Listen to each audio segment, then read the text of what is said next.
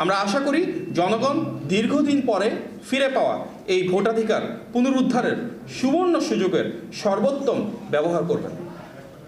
আপনারা নিশ্চয়ই জেনেছেন ইতিমধ্যে বিএনপি চেয়ারম্যান জনাব তারেক রহমান সপরিবারে Gulshan model high school and কলেজের ভোট কেন্দ্রে ভোট প্রদান করেছেন।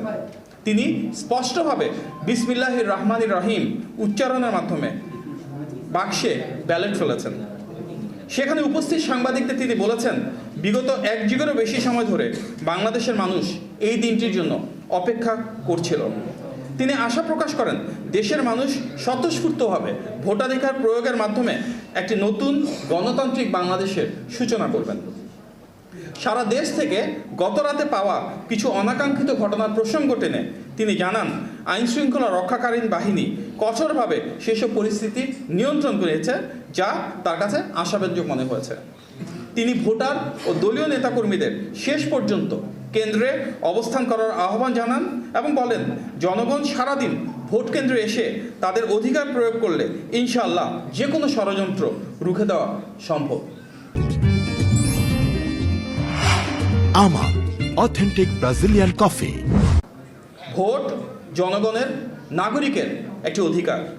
ভোট কেন্দ্রে দৃশ্যমান যে জনসমাগম আজ সকাল থেকে হয়েছে, দিন শেষে ইনশাআল্লাহ সেটি পূর্ণাঙ্গতা পাবে।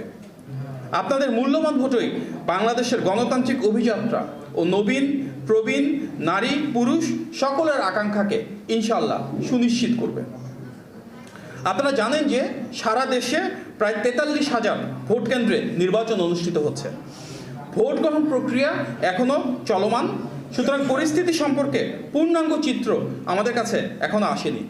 তবে নোয়াখালীর হাতিয়া এবং কুমিল্লার 14 গ্রাম সহ দেশব্যাপী বেশ কিছু জায়গায় কিছু অসঙ্গতি, কারচুপি এবং অনাকাঙ্ক্ষিত বিষয় তথা সহিংসতা দেখা যাচ্ছে। আপনারা দেখেছেন নিশ্চয়ই যে হাতিয়াতে ইতিমধ্যে আমাদের এজেন্টদেরকে বের করে দেওয়ার বিষয়ে বেশ কিছু অভিযোগ এসেছে। এই বিষয়ে আমরা কর্তৃপক্ষের দৃষ্টি আকর্ষণ করেছি। সেখানে অনেক ধরনের সহিংসতা করছে আমাদের প্রতিপক্ষ রাজনৈতিক দল। আমরা সবাইকে শান্তিপূর্ণ সহাবস্থান নিশ্চিত করার জন্য আহ্বান জানাচ্ছি।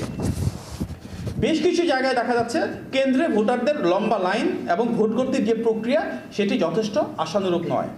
ভোট প্রদানের প্রক্রিয়াকে দ্রুততর করার জন্য প্রয়োজনীয় ব্যবস্থা গ্রহণ অত্যন্ত জরুরি। এ বিষয়েও আমরা সংশ্লিষ্ট কর্তৃপক্ষের দৃষ্টি আকর্ষণ করছি এবং আমাদের প্রত্যাশা যারা দায়িত্বপ্রাপ্ত রয়েছেন তারা পেশাদারিত্ব এবং নিরপেক্ষতার সাথে সেগুলো ইনশাল্লাহ সমাধান করবেন। প্রিয় সাংবাদিক ভাই ও বোনেরা, আমাদের যে গণতান্ত্রিক অভিযাত্রা সেখানে সবচেয়ে গুরুত্বপূর্ণ ধাপ নির্বাচন। আজকে এখনো পর্যন্ত যারা ভোট প্রদানে অংশগ্রহণ করেননি তাদের কাছে আমাদের বিনীত আবেদন, দ্রুত ভোট প্রদানের মধ্য দিয়ে আপনারা সেই ঐতিহাসিক পথযাত্রার অংশীদার হন। আজকের এই নির্বাচনে আমাদের সকলের প্রধান লক্ষ্য গণমানুষের অধিকার প্রতিষ্ঠা করে সবাই যার যার পছন্দের প্রার্থীকে ভোট দেওয়ার মাধ্যমে রাষ্ট্রীয় মালিকানা পুনরুদ্ধার করি। নির্বাচন সমাপ্তির আগে যে সময়টুকু আছে আমরা প্রত্যাশা করব দেশের নাগরিক যারা রয়েছেন প্রত্যেকে যার যার এই প্রধান অধিকার গণতান্ত্রিক অভিযাত্রায় ভোট প্রদানের মাধ্যমে সেটি সুনিশ্চিত করবেন ইনশাআল্লাহ।